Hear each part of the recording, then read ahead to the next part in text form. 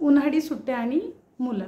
तर उन्हाळी सुट्ट्यांमध्ये आईला खूप टेन्शन असते की मुलांना काय करायला लावायचं, कशा प्रकारे बिझी ठेवायचं. तर मी काही टिप्स देणार आहे आणि काही गोष्टी सांगणार आहे ज्यामुळे तुम्ही या सुट्ट्यांचा भरपूर उपयोग करू शकतो आणि या सुट्ट्या तुम्हाला नेहमी लक्षात राहणार की आपल्या मुलामध्ये या गोष्टींचं डेव्हलपमेंट झालेलं आहे. तर सर्वात आधी सुट्ट्या ऑलरेडी स्टार्ट झालेल्या आहे. काही CBSE स्कूल्सला सुट्ट्या लागलेल्या आहेत. तर बघा, तर सर्वात महत्त्वाची गोष्ट म्हणजे उन्हाळी सुट्ट्यांचा उपयोग तुम्ही कशा प्रकारे करू शकता. तर सर्वात महत्त्वाचं, प्रत्येक आईला हे टेन्शन असते की मुलांची रीडिंग रायटिंग स्किल हे चांगली असायला पाहिजे. तर या सुट्ट्यांचा उपयोग तुम्ही या प्रकारे करू शकता की उन्हाळ्यात अर्धा तास सकाळी किंवा सायंकाळी तुम्ही मुलांना लिहायला किंवा रीडिंग करायला लावू शकता. आता मुलं त्रास करतात लिहायला, आता सुट्ट्या आहे, प्रत्येकाला वाटते की आपण खेळायला पाहिजे, पण या 1-1.5 महिन्यामध्ये त्यांची एवढी चांगली इम्प्रूव्हमेंट होऊ शकते. रोज तुम्ही 2 पेजेस किंवा 1 पेज लिहायला लावा. काही मुलांची हँडरायटिंग खूप चांगली असते, पण प्रत्येक मुलाची हँडरायटिंग चांगली नसते. आणि त्याच प्रकारे की कुणाची हँडरायटिंग चांगली आहे, कुणाची नाही आहे, कुणाची रीडिंग स्किल खूप चांगली आहे.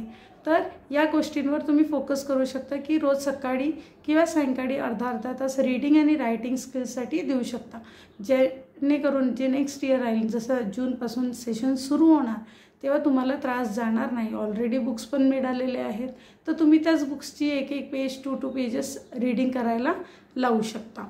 त्यानंतर आहे दुसरी गोष्ट अशी करू शकता की उन्हाळी क्लासेस आहे, समर वेकेशन्समध्ये समर क्लासेस खूप जण क्लासेस घेत असतात, तर ते क्लासेस लावायला लावू शकतात.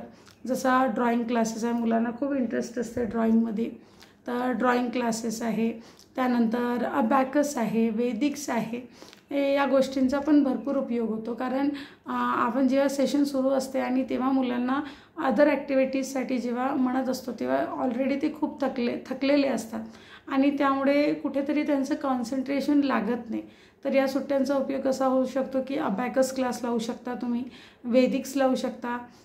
त्यानंतर ड्रॉइंग क्लासेस आहे, क्राफ्ट आहे, क्ले आजकाल खूप चालत आहे की मिड ब्रेन ॲक्टिवेशन हा पण एक क्लास आहे, ते पण तुम्ही करू शकता.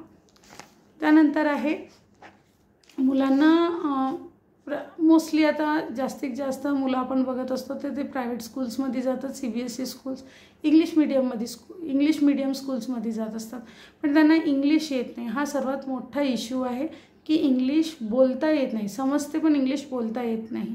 तर असं करू शकता की स्पोकन इंग्लिशचे क्लास करू शकता किंवा क्लास लावायची गरज नाही. ऑनलाईन एवढे प्लॅटफॉर्म्स अवेलेबल आहे की तुम्ही इझिली इंग्लिश शिकू शकता.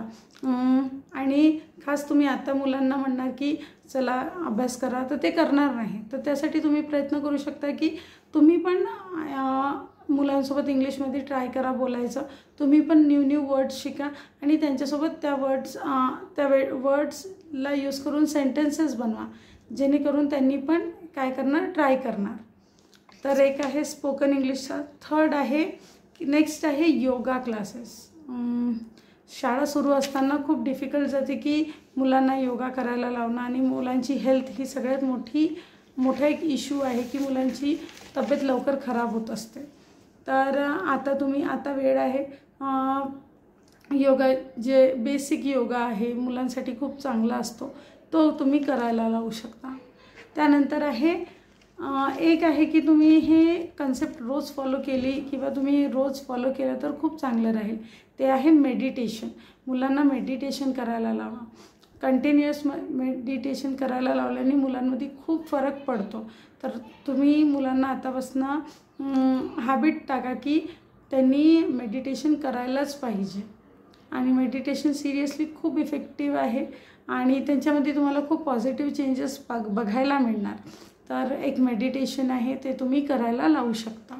आणि नेक्स्ट आहे की मुलांची हँडरायटिंग, ते तर ऑलरेडी मी बोललेली आहे. तर बघा, हे 4-5 विषय आहे जे तुम्ही या सुट्ट्यांमध्ये मुलांकडून करून घेऊ शकता आणि नेक्स्ट सेशनमध्ये त्यांचे इम्प्रूव्हमेंट बघू शकता. एक फर्स्ट आहे स्पोकन इंग्लिश बोलायला शिकवू शकता. न्यू वर्ड्स त्यांनी लर्न करू शकते. रोजचे 5 वर्ड सफिशियंट आहे की रोजचे अगर 5 वर्ड त्यांनी शिकत असेल तर खूप छान असेल की एका दिवसात मीन्स 30 डेजमध्ये 150 वर्ड्स इझिली त्यांना येऊन जाणार. त्यानंतर नेक्स्ट आहे की रायटिंग स्किल. रोज कर्सिव्ह रायटिंग 4 लाईन बुक आहे त्यामध्ये त्यांना लिहायला लावा. त्याच्याने त्यांची हँडरायटिंग इम्प्रूव्ह होईल. खूप जणांची हँडरायटिंग खूप चांगली असते तरीसुद्धा तुम्ही काय करू शकता त्यांना लिहायला लावू शकता जेणेकरून त्यांची हँडरायटिंग आणखी चांगली होणार. त्यानंतर आहे रीडिंग स्किल इम्प्रूव्ह करू शकता. त्यानंतर योगा मेडिटेशन या सगळ्या गोष्टी आहे मुलांना करायला लावू शकता आणि या सुट्ट्यांचा चांगल्या प्रकारे उपयोग करू शकता.